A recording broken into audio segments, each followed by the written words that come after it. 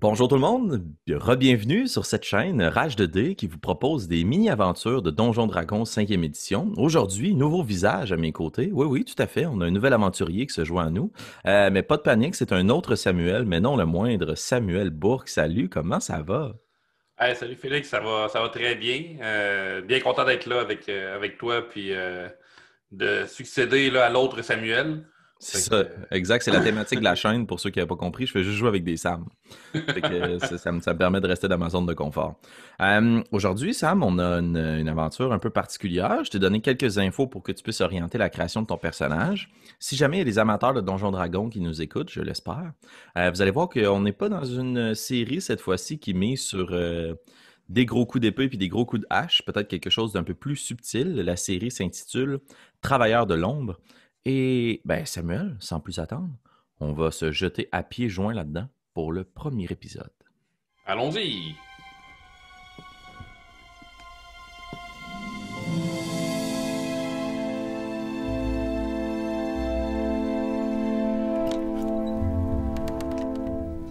Alors, Samuel, notre partie débute dans la petite ville de Richland, qui est une ville hautement commerciale. Chaque personne qui habite la ville de Richland a fort probablement un filon entrepreneurial quelconque. C'est-à-dire que c'est une ville qui a été conçue, fondée pour le commerce. La ville est dirigée par 7 grandes guildes commerciales et il y a un gouverneur qui est appointé dans la ville. Les grandes guildes commerciales se répartissent le travail pour l'agriculture, l'élevage, se répartissent le travail pour les forges, les travaux des métaux, l'exploitation des matières premières, le commerce naval, les flottes de guerre navales, tout ce qui est communication, messager, courtier. La guilde des licornes, elle s'occupe de tout ce qui est taverne, pub, mécénat, ménestrel. Bref, chaque activité dans la ville est régie par une guilde commerciale. Par contre, bien que Richland désire demeurer 100% indépendante, il y a un gouverneur qui est en place. Gouverneur dont la seule et unique fonction vise à percevoir des taxes sur les activités des guildes. C'est un gouverneur un peu particulier qui est appointé dans la ville de Richland depuis quelques années déjà. Il s'appelle Geoffroy le Juste. Pourquoi est-ce qu'il est particulier? Parce que Geoffroy, en fait, a comme mission principale de vaincre l'évasion fiscale. Oui, oui, parce qu'il s'est rendu compte qu'il y a beaucoup de guildes qui procédaient à des travaux illicites ou qui ne déclaraient pas 100% de leurs revenus pour garantir plus de richesse dans leur propre coffre. Edmond Boulanger, c'est le nom de notre héros pour cette aventure que tu incarneras, Samuel. Edmond, d'où son nom de famille, Boulanger, est un boulanger de père en fils depuis maintenant 3 générations, qui possède une petite boulangerie artisanale dans la ville de Richland. Par contre, ce que je me plais bien à dire, c'est qu'Edmond n'est pas né pour un petit pain, et il a voulu troquer tablier pour cape de fourrure. Et il a donc contracté un prêt de 5000 pièces d'or auprès de l'une des guildes les plus influentes de Richland, la guilde de l'Ours Noir. Tu as voulu contracter ce prêt-là, Edmond, afin de pouvoir procéder à l'achat d'une terre forestière plus au nord. Ton objectif, c'était de pouvoir faire cet investissement et au bout de quelques mois, non seulement pouvoir rentabiliser et rembourser ton investissement, mais aussi pouvoir assurer une prospérité pour les années à venir pour ta famille.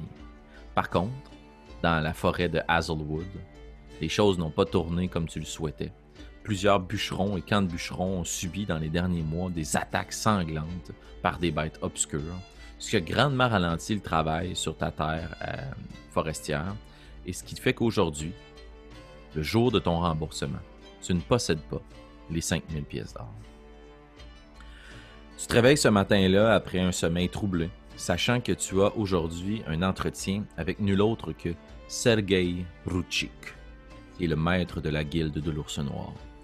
Tu as sollicité cet entretien-là il y a quelques jours pour pouvoir peut-être trouver une façon avec lui, discuter d'un arrangement possible pour étendre ton prêt, trouver une façon alternative de le rembourser, car tu ne vois pas dans les prochains jours la possibilité que ta terre forestière se mette à produire selon tes attentes. J'imagine que tu te lèves ce matin-là un peu troublé, justement avec une grande pression sur les épaules. Tu as dans ta chaumière ta femme, les enfants. En silence, je présume, tu quittes la chaumière pour te rendre à ton rendez-vous aux petites heures du matin. commences à circuler dans les rues de Richland. Edmond Boulanger, à quoi ressemble ton personnage et avec quelle attitude est-ce que tu te présentes en direction du manoir de l'Ours Noir? Et... En fait, Edmond, là, c'est un homme aux cheveux blonds avec une grosse moustache blonde. Puis, il est vêtu là, d'un manteau de fourrure. Tu sais, on voit qu'il a essayé là, de se mettre d'apparat là, pour avoir l'air d'être un peu plus de la bourgeoisie, si on veut, là, plus un homme d'affaires. Puis, c'est sûr qu'il est très nerveux, mais il est quand même très confiant de ses capacités de persuasion, puis c'est pas... tu sais, il se dit, pas de problème, aller y parler, m'arranger ça, ça va bien passer, je vais aller chercher une couple de mois de plus, je vais me trouver d'autres travailleurs, on va le régler le problème, là, sur la terre, tu sais. Puis, ouais, moi j'aurais peut-être une petite question, pardon. Vas-y, Edmond. À quel point ma famille est au courant des problèmes financiers? À ton aise? Parce que si ce serait juste du choix d'Edmond, il en aurait pas parlé à cause un peu de sa fierté. Vous le regardez ça là, secret puis qu'il ne sache pas vraiment. Qu'il ait l'impression que ça va bien. J'adore ça. Donc, tu m'avais partagé le nom de ta femme, Constance, et de tes enfants, Agathe et Ernest, qui, eux, vivent le rêve et qui ont l'impression que leur père et leur mari est un grand investisseur, qui a des exploitations forestières au nord, une boulangerie qui roule bien, quelques employés sous ta gouverne. Tout va très bien, mais par contre, derrière les rideaux et dans ton esprit, c'est peut-être moins joyeux. J'adore ça. Excellent. Je vais changer cette ambiance pour pouvoir témoigner de toute la vitalité. Dans la ville de Richland, ce matin-là, aux premières lueurs du jour, c'est relativement agité. Agité parce que il y a vraiment un essor commercial. Les derniers mois ont été très prolifiques, puisque le royaume, la royauté, qui possède la ville de Richland et la région avoisinante, est dans une grande campagne militaire. Ça doit faire déjà quelques années que cette campagne suit son cours, et tout le monde se mobilise pour l'effort de guerre. Le royaume de l'Aigle, qui est la famille royale qui possède le royaume, est en guerre contre l'Empire du Soleil Noir. Pour toi qui crée des croissants et des chocolatines ou des pains au chocolat, ne pas partir de guerre, ça a peu ou pas d'impact dans la mesure où tu vas créer davantage de rations pour nourrir les milices ou les soldats qui vont être de passage. Ça a un impact sur le prix des matières premières. Parce qu'évidemment, qui dit effort de guerre dit justement une méga production et donc le prix des matières premières a grandement augmenté. C'est ce qui fait que tu n'as pas eu d'autre choix que de te fier à la guilde de l'Ours Noir pour emprunter 5000 pièces d'or. Autrement, tu serais allé voir une autre guilde qui ont peut-être une réputation moins belliqueuse ou d'hommes de main ou d'hommes forts, mais il n'y a que la guilde de l'Ours Noir qui a fait suffisamment de liquidité pour pouvoir te faire ton prêt. Tu serpentes justement dans les petites villes, dans les petites rues de la ville, c'est-à-dire avec des bâtiments très élevés, à plusieurs appartements de hauteur, les rues qui sont très étroites, des chariots qui circulent à côté de toi. Il y a quand même une bonne vitalité, même si on est dans les premières heures du jour.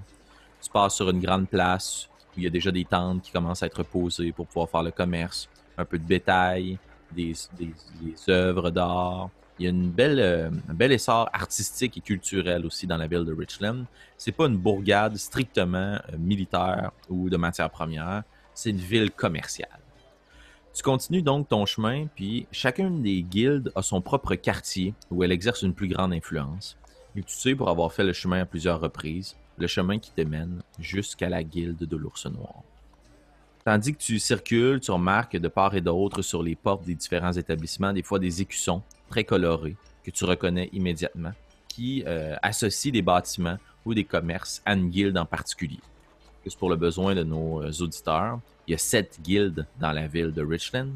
On a la guilde de l'Ours Noir, qui est peut-être plus en contrôle de tout ce qui est mercenariat, hommes de main, garde, forge, travaux du métal. On a la guilde des Racines, qui s'occupe de l'exploitation forestière au nord de la ville et du transport du bois sur la rivière White Stream. On a la guilde des Plumes, qui s'occupe de tout ce qui est communication, courtier, messagerie. on a la guilde du Fossile, que tu connais très bien, Edmond, puisque c'est eux qui t'approvisionnent en matière première, tout ce qui est les grains que tu as besoin pour créer tes pains et autres délectables viennoiseries. Ils s'occupent de tout ce qui est agriculture, apiculture et dromellerie. Les 3 autres guildes, on a la guilde des briques, qui s'occupe de tout ce qui est construction, maçonnerie, travaux d'argile, exploitation des mines. On a la guilde des mers, qui s'occupe de, évidemment, tout ce qui est travaux de la pêche. Il y a une côte pas trop loin, c'est là que leurs navires sont attachés. Il y a un petit quai quand même à l'intérieur de la ville de Richland. Et finalement, la guilde des licornes, que tu connais, Edmond. Que tu connais la guilde des licornes, puisque, ben, en toi sommeille aussi le rêve, outre de devenir un grand entrepreneur et investisseur. Tu as joué dans quelques petites pièces de théâtre. Tu te plais bien à avoir probablement un instrument à la maison duquel tu joues, en te donnant l'espoir que tu es un illustre barde. La guilde des licornes qui s'occupe de tout ce qui est production artistique. C'est l'équivalent de l'Union des artistes dans la ville de Richland. Alors, cette mise en bouche commerciale effectuée, tu serpentes dans les rues, tu te promènes, tu passes sur des ponts, au-dessus des petits canaux, et tu arrives devant l'imposant bâtiment. C'est un mélange entre un manoir et une baraque. Les habitations sont principalement de pierre, mais celle-ci est surmontée de bois, comme pour servir de place fortifiée à l'intérieur de la ville. Tu te doutes bien qu'il n'y a pas besoin d'avoir un bâtiment aussi protégé et fortifié, en plein milieu d'une ville qui elle-même l'est. Mais c'est surtout, je pense, un sens d'intimidation qui est mis en place par Sergei Rouchik pour pouvoir imposer autour de lui une force, une fierté. Tu remarques qu'au devant de la bâtisse, il y a 2 grandes banderoles, 2 grands tabards noirs sur lesquels la tête de l'ours rouge est imprimée, finement travaillée. Il y a quelques chevaux qui circulent autour, des gardes devant les portes. Edmond, avant de pénétrer dans le manoir de Sergei, il y a quelque chose en particulier que tu voudrais faire. Oh, je vais replacer mes cheveux un petit peu. Puis, dans le fond, là, il n'y a pas nécessairement là, de préparation ou rien d'autre. Là. Peut-être juste qu'il va se redire, bon, ok, là, faut que j'aille avoir mon extension pour mon prêt, sinon, ça ira pas bien. Fait que comment je pourrais m'y prendre? Fait que là, il va passer différents scénarios dans sa tête, là, puis quand il va se sentir prêt, il va rentrer, puis ben, il va cogner, là, ou rentrer, peu importe comment ça marche, là. Tu te présentes, puis la première porte, c'est une porte d'arche qui mène dans une petite cour intérieure. Il y a 2 gardes qui flanquent la porte. Puis juste en t'annonçant, puis en mentionnant que tu as une audience avec Sergei, les gardes te laissent rentrer. Tu te rends compte que la plupart des hommes de main qui sont présents sur place sont de grands gaillards, de gros gaillards, très musclés, très en chair, très en gras aussi. Ils ne semblent pas prendre leur travail de garde très au sérieux. Plus des hommes de main qui aimeraient voir davantage d'action, puis qu'aujourd'hui ont comme mission de garder la porte principale. Tu rentres dans la cour intérieure du grand bâtiment qui est en forme de C, si tu veux, qui cintre la porte. Puis au fond, tu remarques le grand manoir à 3 étages avec des grandes poutres, quelque chose de super élégant. Et il y a autre chose qui attire ton attention que tu avais croisé la dernière fois quand tu es venu demander ton prêt. C'est une très grande statue au centre de la grande place. Je vais te demander de rouler un D20 plus History comme premier roll de cette aventure. Premier roll. D20 plus Histoire. Oui, l'histoire, j'ai plus 2 en histoire. Ça donne un 7 plus 2, 9. 9. À chaque fois que tu regardes cette œuvre, t'es pas capable d'en comprendre ou d'en déduire toutes les subtilités artistiques ou même ses référents. Mais ce qu'elle représente est assez évident. C'est un ours gigantesque, démesuré, beaucoup trop gros, beaucoup trop fort et musclé, dans un style un peu baroque, qui est en train de dévorer un lion. Donc, juste la scène en soi, pour toi, est absurde. T'es pas un spécialiste de la nature, mais un fauve aussi gros contre un ours. Ouais. Mais tu vois que l'ours est vraiment en position dominante et que le lion semble être écrasé au sol. Vraiment une œuvre qui représente toute la force de la famille et de la guilde de l'ours noir. Tu contournes cette sculpture, puis tu te rends vers le bâtiment principal. Puis à l'heure du jour, on est aux premières lueurs du matin. Les portes sont grandes ouvertes, les gardes sont sur place. Il y a une habitude de recevoir justement des gens en audience. Tu rentres à l'intérieur, puis il y a quelques couloirs que tu vois qui partent à gauche, à droite. Mais le chemin pour te rendre jusqu'à la salle d'audience est assez simple. En ligne droite, tu passes une première porte, une deuxième, une troisième. et tu rentres dans la grande salle, le bureau de Sergei Rouchik.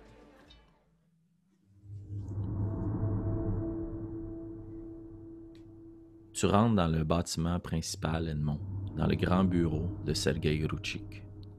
Et assis derrière son bureau, tu constates un homme et tu reconnais un homme gras, un gaillard imposant, qui jadis devait être une montagne de muscles, qui est devenue une montagne d'hydromel, de viennoiseries, de sucreries et de buffets et banquets.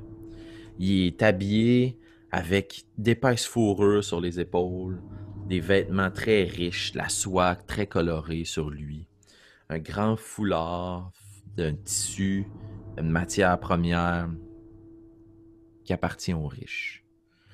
Il est penché sur son gros bureau, il y a plusieurs coupes autour de lui, un restant d'une carcasse de poulet, puis il griffonne dans ses papiers, puis il compte des pièces. Puis quand il va rentrer dans la pièce, il y a quelqu'un qui est avec lui, un clerk sûrement, qui doit arriver, qui murmure, fait une révérence et qui quitte la pièce. Derrière toi, de part et d'autre de la porte, t'entends les pas de deux gaillards qui viennent cintrer la porte. Et Sergei Rouchik lève la tête, puis te regarde. Edmond, je t'attendais. Bienvenue dans mon grand manoir. Alors, c'est l'heure de ton remboursement, n'est-ce pas? Oui, tout à fait, Sergei. Je vous rembourserai. Malheureusement, je n'ai pas l'argent aujourd'hui. Par contre, je l'aurai un peu plus tard. Vous n'êtes pas sans doute lié aux rumeurs qu'on en entend dans la forêt d'Hazelwood. Donc, comment je pourrais dire, le bois n'est pas arrivé à temps et je n'ai pas pu le vendre, voyez-vous, car je ne peux pas vendre quelque chose que je n'ai pas. Mais vous comprenez que j'aurais besoin probablement d'une petite extension pour le prêt. J'imagine qu'il n'y aurait pas d'inconvénient, n'est-ce pas? Tu sais, Edmond, ma guilde exerce une très grande influence sur la région. Nous sommes une force de frappe impressionnante pour le royaume. Nous avons acquis cette réputation en payant toujours nos comptes rubis sur l'ongle. Lorsque nous disons que nous allons être à un endroit à un moment précis, nous sommes à cet endroit au moment précis. Je n'aime pas beaucoup les retardataires, Edmond. Ah, moi non plus, je n'aime pas le retardataire. Je n'aime pas être un retardataire. Vous comprenez, je veux dire, je suis ici à l'endroit précis à l'heure que vous m'avez dit, mais malheureusement, je n'ai pas votre dû présentement. Est-ce qu'il y a une façon qu'on pourrait s'arranger pour retarder le prêt? Peut-être qu'on pourrait mettre un peu plus d'intérêt? C'est une somme importante que je t'ai prêtée de mes propres coffres. Je suis moi aussi lié à d'autres ententes commerciales. Nous allons bientôt changer de saison. Il sera alors temps pour nous de payer les taxes au gouverneur. J'ai besoin de ces 5000 pièces d'or, Edmond. Oui, quand exactement? Aujourd'hui, c'est pour cela que j'ai demandé le remboursement de la somme. Je savais que les boulangers n'étaient pas une famille très respectable.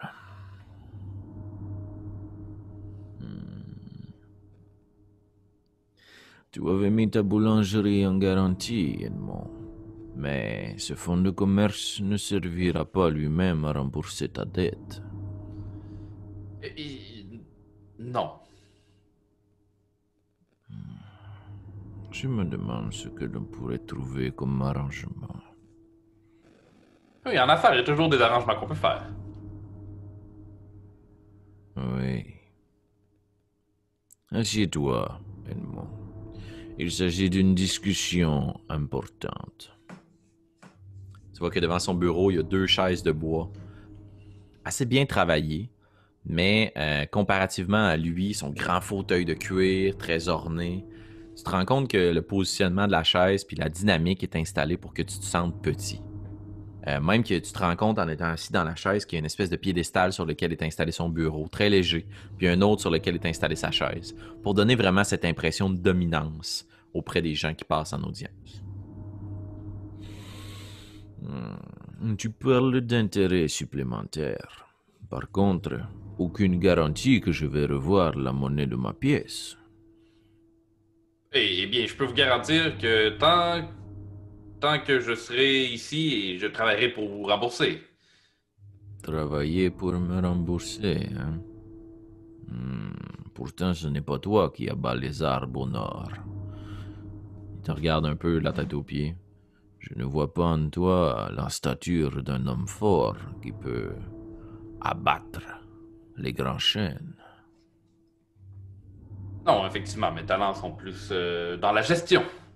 Vous savez, toute bonne entreprise doit avoir un tout bon gestionnaire.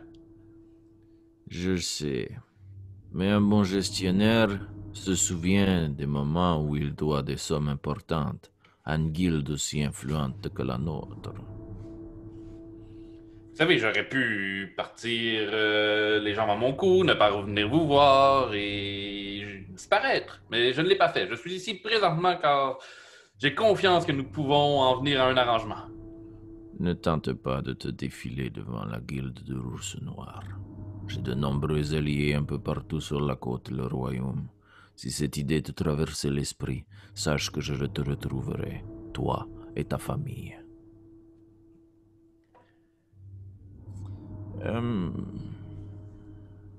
Tu mentionnes pouvoir m'être utile autrement. Dis-moi, Edmond, à quel point es-tu prêt à t'investir pour sauver l'honneur de ta famille?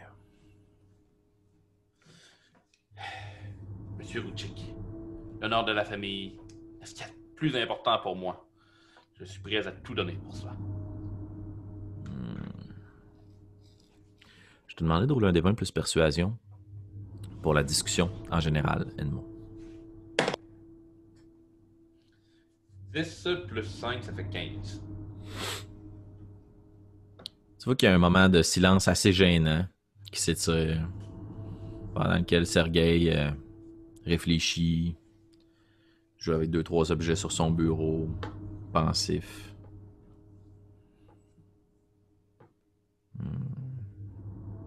Il te regarde, il te jauge.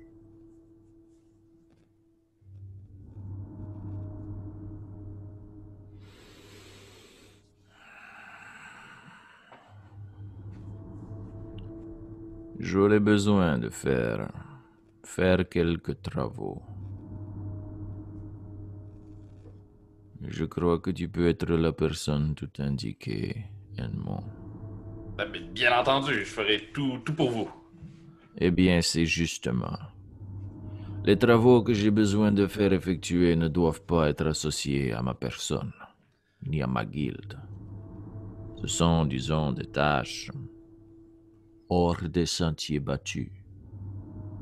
Si vous comprenez ce que je veux dire, maître boulanger.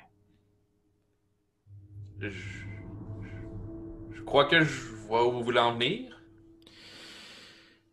Vois-tu, Edmond, les temps sont difficiles, même pour moi. Geoffroy le Juste, qui a été appointé gouverneur depuis quelques années déjà. Eh bien, il ne cesse de miner notre mainmise commerciale. Certaines des autres guildes sont d'accord. Certaines autres guildes, plus les jbots, eh bien, elles savent profiter de la rigueur fiscale administrative dont font preuve Geoffroy et ses inquisiteurs. J'aurais besoin de quelqu'un pour passer un message. Effectuer quelques tâches simples qui pourraient donner un sursis de remboursement. Oui, pas de problème. Quel genre de message exactement? Eh bien, ce sont plutôt des actions, des gestes à poser que je ne peux pas poser moi-même, ni embaucher personne. Car vous savez, ici, il tire d'un tiroir dans son bureau, passe le doigt dans les classeurs, puis il sort un contrat que tu reconnais. Il est marqué de son sceau, qui est estampillé avec des dates. C'est ton contrat de prêt de 5000 pièces d'or. tous ces contrats sont notariés, signés par les deux parties, et font preuve de bonne foi de notre garantie de remboursement. C'est ce contrat qui nous lie, Edmond. Mais il range le contrat, puis il ferme le classeur, puis t'entends une serrure qui barre. Place la clé dans sa contreveste. Je ne peux pas toujours signer des ententes et des contrats parce que certains travaux, ne correspondent pas aux attentes de Geoffroy le Juste. Il lève la tête au-dessus de toi, puis il fait signe.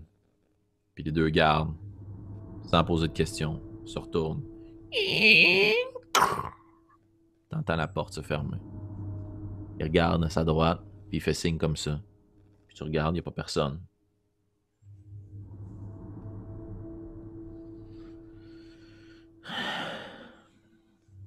La guilde du Faucille profite bien de l'effort de guerre. Leurs productions sont accrues et le prix des stocks monte, car un garde bien armuré, mais affamé, ne lèvera pas sa lame contre l'ennemi. Je sais pour sûr qu'ils font encore et toujours une certaine forme d'évasion fiscale. J'aurais besoin de quelqu'un comme vous qui avez une légère connaissance de la comptabilité des guildes des commerces, afin d'aller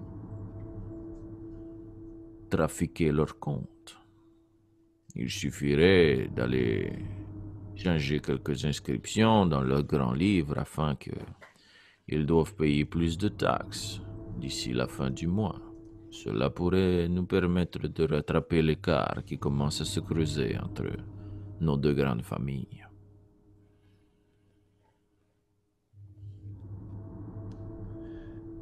Donc, si je comprends bien, vous voulez que j'ai dans les livres de compte de la Guilde Faucille et que je change quelques chiffres, ou alors que je vous apporte, que je trouve un moyen d'aller chercher le coffre de la Guilde Faucille, ou... À partir du moment où tu quitteras cette porte tout à l'heure, tu ne reviendras pas ici à moins de revoir les 5000 pièces d'or. Ce sont mes intermédiaires qui s'occuperont de faire le suivi entre toi et moi. En aucun cas, même si tu es pris la main dans le sac, tu dois mentionner notre affiliation.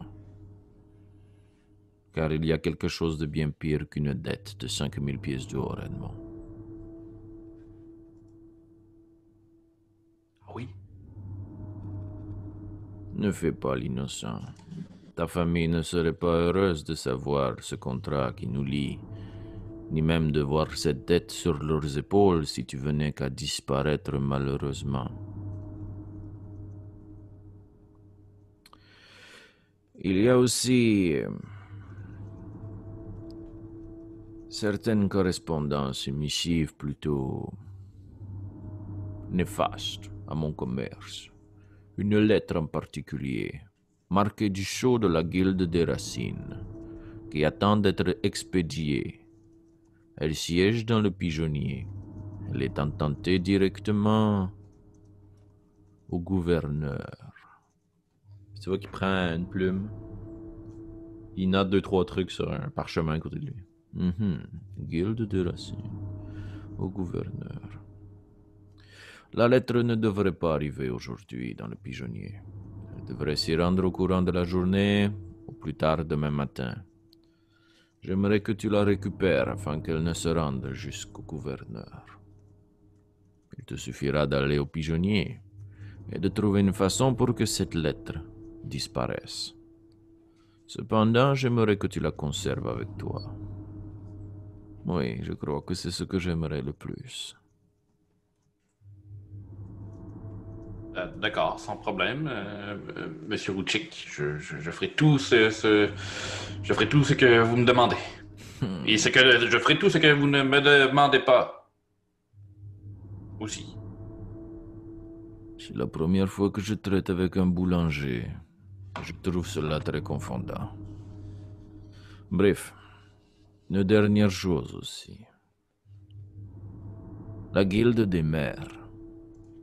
Ils ont dans leur hangar un coffre qui contient des pièces de platine qui devraient m'être dues, mais qui seront envoyées à la guilde des briques.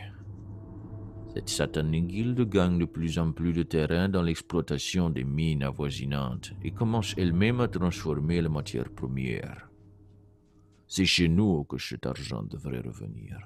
Il va alors de soi que cet argent me revienne. Oui, tout à fait, tout à fait. Je comprends le message. Alors, vous devez falsifier les comptes, récupérer un coffre et récupérer une lettre. Si vous êtes capable de récupérer et d'effectuer ces actions, alors je suis prêt à vous donner un sursis, sans intérêt. Je suis un homme bon, après tout, n'est-ce pas, Edmond? Oui, le meilleur chef de toute la guilde marchande. La fretlite ne mènera pas très loin, mais j'apprécie le geste. Il tire un autre de ses tiroirs, puis il sort ce que tu reconnais comme une petite patte, puis tu distingues comme étant une petite patte de lapin qui a été travaillée, puis qu'il y a un filet de cuir qui est entouré à la jonction de la patte. C'est assez bien fait comme artisanat, mais c'est vraiment plus comme un symbole ou autre. Puis il te remet la patte qu'il jette devant lui sur le bureau. Lorsque tu auras complété cette tâche, accroche cette patte de lapin dans la vitrine de ta boulangerie. Mes hommes le reconnaîtront et pourront s'assurer de récupérer mon dû. Il est très important, Edmond, que tu gardes avec toi la lettre et le coffre. Il ne faudrait pas que cela tombe dans les mauvaises mains. Bien compris, Monsieur Ruchik. Je l'espère.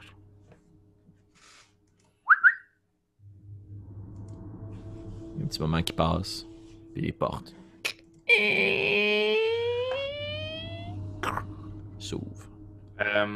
Avant de quitter, Félix, je ne veux pas parler avec M. Ruchik, là, mais tu as dit qu'il avait fait là, un signe de main vers ma droite à un moment donné. Hein? Mm-hmm. Puis c'était pas à personne ou quelque chose comme ça. C'était... Tout à fait. Tu peux rouler un des 20 plus perception si tu veux essayer de jeter un petit coup d'œil. Oui, j'aimerais ça essayer de jeter un coup d'œil. Puis aussi là, un coup d'œil général là, dans la pièce, ça ressemble à quoi? Y a-tu des fenêtres? Y a-tu. Ça donne 13. Non, excuse. Perception 10. 10? Ouais. T'essaies de jeter un coup d'œil pour voir l'ombre à laquelle il aurait pu s'adresser ou autre, puis il n'y a vraiment pas de trace de qui que ce soit. Fait que tu te dis que c'était peut-être un geste général à la volée, comme quitter toute la pièce. C'est une pièce assez grande, assez imposante. Imagine-toi une espèce de grand hall un peu victorien. Là. Les plafonds sont assez hauts, il y a des grosses moulures. Derrière lui, il y a un âtre, une cheminée avec un feu qui brûle. Son grand bureau est démesurément grand, plein de tiroirs qui lui font face. De ton côté à toi, c'est travaillé, c'est du bois qui, encore une fois, représente cet ours qui semble écraser des lions, puis des scènes de guerre. De part et d'autre dans la pièce, il y a 2 gros sets d'armure qui tiennent chacun une hallebarde. Question de donner ça encore plus imposant. Tes 2 chaises sont installées sur une grande peau d'ours, la gueule béante. Une peau qui est encore une fois démesurément grande, qui doit forcément appartenir à un genre de grizzly. Puis dans la pièce, c'est assez grand, puis le plafond est assez haut pour qu'il y ait 4 grosses colonnes de marbre travaillées, cintrées à la base par des anneaux de métal. Pas nécessairement sertis, on n'est pas dans l'opulence à n'en plus finir, là, mais quelque chose de très riche. Puis les portes de bois au fond de la pièce, elles aussi, sont très bien travaillées. Il y a quelques fenêtres dans la pièce, surtout derrière, là où il y a la porte. Donc, tu as le feu puis le bureau devant toi, puis derrière, tu as cette grande porte à peu près 10 pieds de haut, avec des fenêtres de part et d'autre. À ta droite et à ta gauche, il y a 2 petites fenêtres en hauteur, qui servent surtout, j'imagine, à pouvoir assurer une circulation d'air. Puis il y a 2 portes closes, une à droite et une à gauche. Ok, merci. Il y a beaucoup de cadres sur les murs, des peintures, des fresques. Là. Tu sais, c'est vraiment très imposant là, comme lieu. Puis là, j'imagine que j'étais comme au 2e, 3e étage, quelque chose comme ça. En fait, t'es un étage et demi. Tu sais, c'est des paliers qui vont monter. Les appartements en haut, tu les as pas visités encore. Puis ça semble pas être ouvert au public. Ce sont des appartements des familles, des entrepôts, du stock. Toutes les rencontres se font dans cette salle d'audience-ci, qui est le bureau principal de Sergei. Ok, parfait, merci. Avec plaisir. Edmond, tu comprends que la mission que je viens de te confier est de la plus haute importance, mais qu'elle ne pourrait pas être confiée au premier venu. Disons simplement que j'aime savoir avec qui je travaille, et que de toute façon, se présenter les mains vides pour rembourser son prêt ne peut pas se faire impuni. Je te propose un petit jeu. Derrière toi, il y a 3 de mes hommes de main, ainsi que la porte vers ta liberté. J'aimerais que tu tentes de t'enfuir, de te frayer un chemin, et ils tenteront de t'arrêter. Montre-moi ce que tu as dans le ventre, et je saurai te récompenser.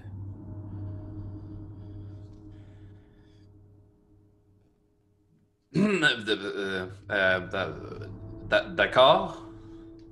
Prends sa canne à côté de lui, puis il tape à terre. Puis je vais te demander de rouler l'initiative. 12 plus 3, ça fait 5. 5. Excellent. Alors, tu seras 2e à parler sur 4. Tu te retournes, tu pousses ta chaise, puis derrière toi, tu vois que de part et d'autre de la porte, il y a 2 hommes de main qui accotent leur hallebarde, qui se retroussent les manches. À ton grand soulagement, t'en déduis que c'est pas un combat pour t'enlever la vie. Ils veulent essayer de mettre tes compétences au défi, mais aussi essayer de te donner une bonne leçon. Tu ne te présentes pas les mains vides devant Sergei Gruchik. Puis tu vois que dans l'entrebâillement de la porte, il y a un 3e gaillard qui se présente, plus gros, plus imposant. Puis il commence à courir vers toi. Entre toi et la porte, il y a environ une 40aine de pieds. Donc il se présente, puis tu vois qu'à la milieu de la pièce, il te regarde, puis il est prêt à essayer de te saisir puis de t'attraper. Et te sacrer une solide volée. Donc de part et d'autre de la porte, 2 personnes, une personne au centre de la pièce. C'est à ton tour de parler, Edmond. Quelle est ta stratégie? Oui, donc la personne est comme à une dizaine de pieds de moi, celle qui vient de courir vers moi. Là. Ouais. Ok. Ça commence raide, c'est le fun. Je vais moi aussi partir à courir vers ce gros gaillard-là. Ok. Puis en arrivant, quand on va comme arriver pour se rencontrer, je vais enlever mon manteau puis je vais essayer de lui garrocher sur le visage pour essayer de l'éviter par la suite, puis de me diriger là, vers la porte. Là. Excellent. Je vais te demander de faire un jet de dextérité, s'il te plaît. Qu'on va comparer au sien. Parfait. C'est Pure Dex. Oui, tout à fait. Saving throws ou non, Dex, un Dex? check, ouais. Lui, il va faire un saving throw. Ben si c'est un... Ok, parfait. Non. Alors. 15. 15. Tu pars en courant, puis tu saisis ta fourrure, puis tu lui lances au visage, puis il s'en va pour essayer de t'agripper. Il reçoit le manteau sur lui. Il pitche le manteau au sol, puis c'est assez pour toi pour passer à côté de lui, puis ne pas provoquer d'attaque d'opportunité. Tu continues à courir avec le reste de la distance qui te reste, une 20aine de pieds. Tu te retrouves à une 20aine de pieds de l'entrée. Bonus action? Et bonus action, je ne crois pas que j'ai grand chose en bonus action présentement. Excellent. Effectivement, Alors, j'ai rien en bonus action. les 2 gardes qui sont de part et d'autre de la porte, tu vois que le gars qui est au centre de la pièce se retourne puis commence à crier dans un langage common mais qui t'est pas familier, une espèce de dialecte plus du nord. Ah, je couche. Puis les 2 partent en courant, bam, puis ils vont essayer de te cogner chacun de leur bord. Il y en a un qui va essayer de te frapper puis l'autre va essayer de t'agripper. Alors pour une première attaque contre toi, oh, chanceux, il s'agit d'un 6 pour toucher. Je l'évite. Et la deuxième sera un grapple check, donc ce sera un contest. Mon athletics contre ton athletics ou contre ton acrobatics. Ok, je vais prendre mon acrobatique. Fantastique. Alors on y va, on roule. J'ai roulé un 17 sur mon D20, puis j'ai plus 5, donc 22. 22. Il essaie de t'agripper à la taille, puis tu recules, tu te mets en petite boule, tu glisses en dessous de lui, fou, passe au travers, il rentre dans l'autre gars. Puis les deux te regardent. C'est au tour du grand gaillard qui se retourne, lance la fourrure au sol.